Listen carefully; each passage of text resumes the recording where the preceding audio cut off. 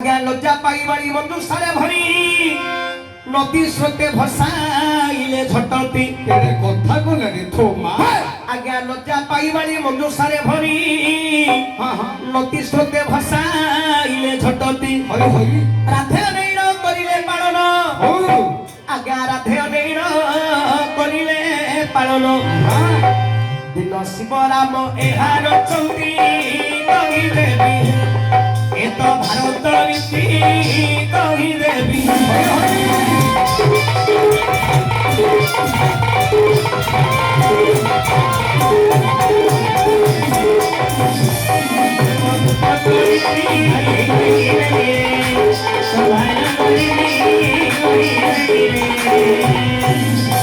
ହେଲେ ପୁଅ